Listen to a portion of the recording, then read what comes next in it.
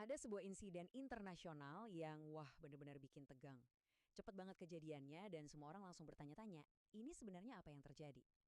Nah kali ini kita bakal coba bedah bareng-bareng.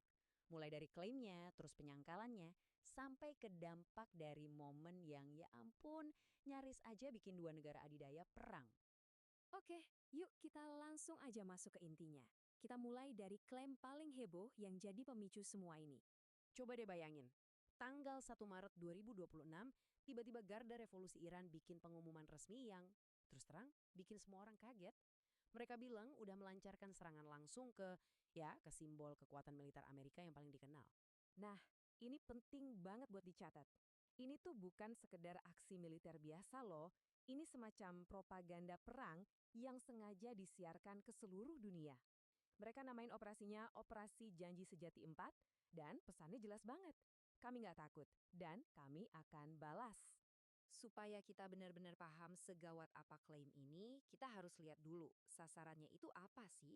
Jadi apa itu sebenarnya USS Abraham Lincoln? Ini bukan cuma kapal biasa ya. Ini ibarat kota terapung. Bayangin ada lebih dari 5.000, tepatnya 5.680 personel militer AS di sana. Jadi, setiap ancaman ke kapal ini itu artinya ancaman buat ribuan nyawa. Terus, lihat angka ini. 90. Itu jumlah pesawat tempur yang ada di atasnya. Coba pikirin, kekuatan udara di satu kapal ini aja udah lebih kuat dari angkatan udara kebanyakan negara di dunia loh. Ini benar-benar ujung tombak kekuatan Amerika yang bisa dikirim kemana aja. Dan angkanya makin gila, 100.000 ton. Ini untuk nunjukin skalanya aja. Dengan bobot segitu, ini jadi salah satu kapal perang terbesar yang pernah dibuat manusia.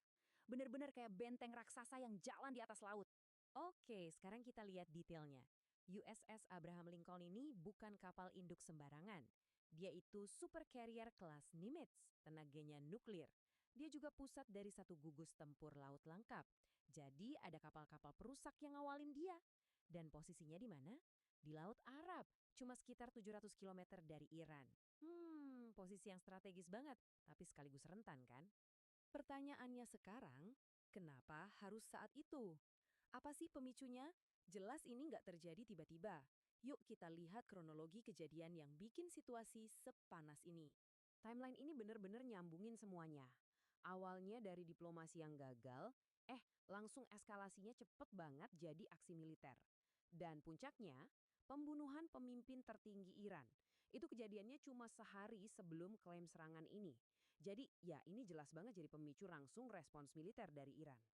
Nah, disinilah ceritanya jadi rumit, kayak misteri zaman sekarang. Ada dua negara besar yang ceritanya beda total. Satu kejadian tapi narasinya ada dua, dan dua-duanya saling bertolak belakang. Ini dia inti masalahnya. Dari sisi Iran, mereka klaim serangannya sukses, 4 rudal kena target. Tapi dari sisi Amerika, mereka bilang, rudalnya nggak kena, bahkan dekat aja nggak. Nah loh, dua versi dari satu insiden. Nggak mungkin dua-duanya bener kan? Jadi, siapa yang harus kita percaya?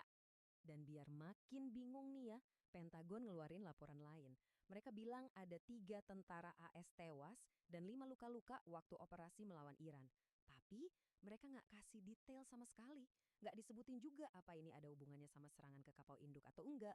Jadinya kan kayak nambahin kabut di tengah misteri yang udah gelap banget. Tapi gini, ini poin yang paling krusial. Mau rudalnya kena atau enggak itu nomor dua. Klaimnya itu sendiri udah cukup buat bikin geger seluruh dunia. Dan ini dia dampak ekonomi yang paling kelihatan. Lihat deh grafiknya. Sebelum insiden, harga minyak sekitar $85 per barel. Begitu berita ini keluar, langsung meroket. Naik lebih dari $150 per barel. Hampir 2 kali lipat cuma dalam semalam. Ini semua karena pasar takut bakal ada perang besar. Efeknya nggak cuma soal harga minyak loh.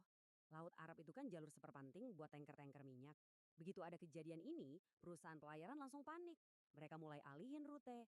Ini bukan cuma soal logistik, tapi bisa mengancam pasokan energi dunia. Insiden ini juga seolah-olah ngubah aturan main. Sekarang aset-aset super mahal kayak kapal induk pun dianggap bisa jadi sasaran. Dan akibatnya, seluruh Timur Tengah jadi tegang luar biasa. Di ujung tanduk, ini nunjukin betapa rapuhnya stabilitas dunia. Jadi kita balik lagi ke pertanyaan awal, apa yang sebenarnya terjadi di Laut Arab waktu itu? Jawabannya, mungkin kita nggak akan pernah tahu 100%. Karena saat rudal dan narasi sama-sama ditembakkan, yang pertama kali jadi korban itu biasanya kebenaran. Dan ini ninggalin kita semua dengan satu pertanyaan besar. Di zaman perang informasi kayak sekarang, apa sih yang sebenarnya bisa kita percaya?